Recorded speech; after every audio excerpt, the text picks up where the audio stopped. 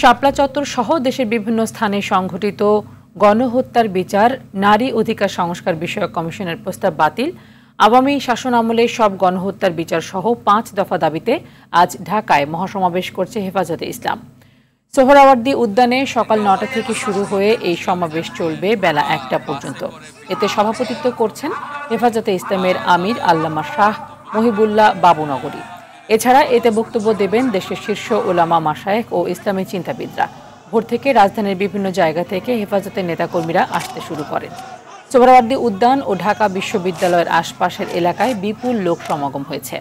সংগঠনের পক্ষ থেকে জানানো হয়, 2013 সালের শাপলা চত্বরে গণহত্যার বিচার, ফ্যাসিবাদের আমলে দায়েরকৃত সব মিথ্যা মামলা প্রত্যাহার করতে হবে। রয়েছে যে হেফাজতের যে নেতাদের দেখছিলাম যে আসলে বাসে করে তাদের এ বিষয়ে আরো জানাতে সোহরাওয়ার্দী উদ্যান থেকে সরাসরি যুক্ত হচ্ছেন সহকর্মী দীপ্ত চন্দ্রপাল।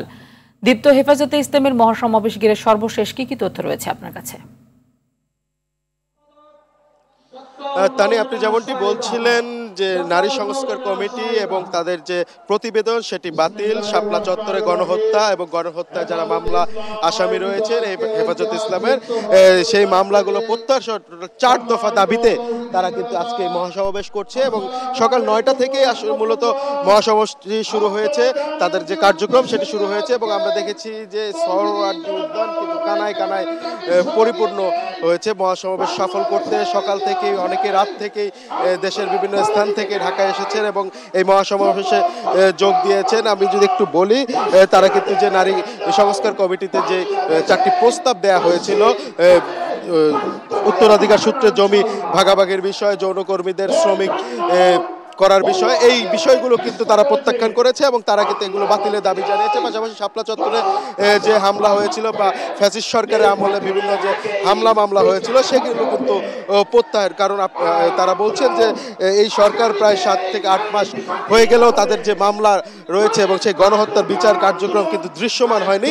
সেজন্যই কিন্তু তারা আজকে এই মহাসমাবেশের আয়োজন করেছে এবং আমরা দেখেছি মহাসমাবেশ ইতিমধ্যে সবাই উপস্থিত হয়েছেন এবং এই মহাসমাবেশটি আল্লামা শাহ মহিবুল্লাহ বাবুনগরীর সভাপতিত্বে সমাবেশটি অনুষ্ঠিত হচ্ছে এবং এখানে কিন্তু দেশের বিভিন্ন মাশায়েখ ওলামা শেখ এবং ইসলামী বক্তারা কিন্তু বক্তব্য দিবেন এবং সমাবেশটি দুপুর 1টা পর্যন্ত চলবেন এমনটি জানিয়েছেন। এবং বারবারই যারা বক্তারা আসছেন স্টেজে তারা কিন্তু তাদের যে 4টি দাবি, সেই 4টি দাবি নিয়ে কিন্তু কথা বলছেন। তা বাকি যে দাবি এগুলো যদি একটু বলি, যে সংবিধানে বহুতত্ত্ববিদের প্রস্তাব বাতিল ও আল্লাহর উপর পূর্ণ আস্থা ও বিশ্বাস পুনর্বহাল করতে হবে। এছাড়াও ফিলিস্তিন এবং ভারতে মুসলিম গণহত্যা ও নিপীড়ন বন্ধের দাবিতে এবং সেই সাথে নারী বিষয়ক সংস্কার কমিশনের যে প্রস্তাব এবং কমিশন বাতিল,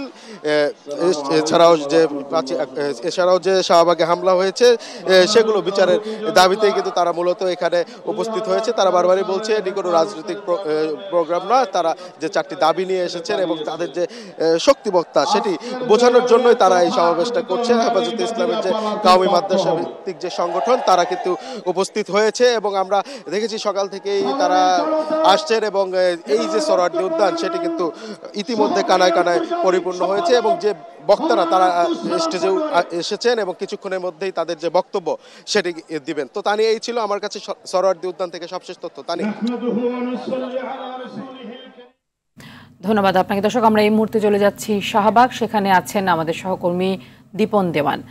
দীপন, হেফাজতের সমাবেশকে কেন্দ্র করে শাহবাগ এবং আশপাশের এলাকার অবস্থা কেমন দেখছেন এবং আইন শৃঙ্খলা বাহিনীর তৎপরতা এবং নিরাপত্তার ব্যবস্থা নিয়ে জানাবেন।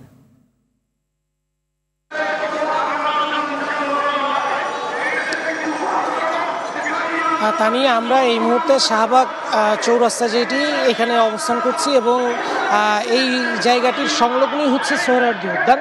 তো যার কারণে এই এলাকা দিয়ে প্রচুর পরিমাণে হেফাজতের নেতাকর্মীরা মিছিল নিয়ে যাচ্ছেন এবং তারা মিছিল নিয়ে তারা সবাই বিভিন্ন এলাকা থেকে এসে তারা সোহরাওয়ার্দী উদ্যানের দিকেই তারা তাদের যে সমাবেশের মূল কেন্দ্র সেখানে গিয়ে জমায়েত হচ্ছেন। এবং এই এলাকায় আমরা দেখেছি যে পুলিশের উপস্থিতি কিছুটা ঢিলেঢালা এবং বিভিন্ন জায়গায় পুলিশ সদস্যদেরকে আমরা দেখেছি তারা অবস্থান করলেও তারা দায়িত্বে আসলে সেভাবে তৎপর না।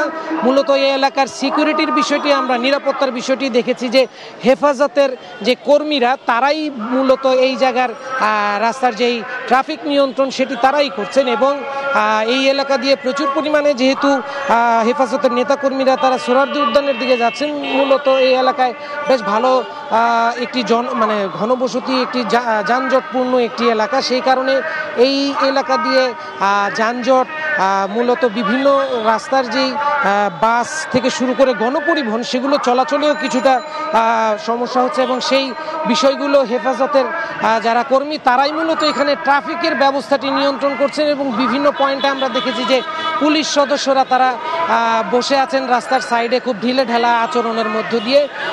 যদিও তাদের দিক থেকে এক ধরনের বক্তব্য হচ্ছে যে কোনো ধরনের অনিয়ন্ত্রিত পরিবেশ তাদের এখানে তৈরি হয়নি, যার কারণে এই এলাকায় সেভাবে পুলিশের তৎপর হওয়ার প্রয়োজন পড়েনি।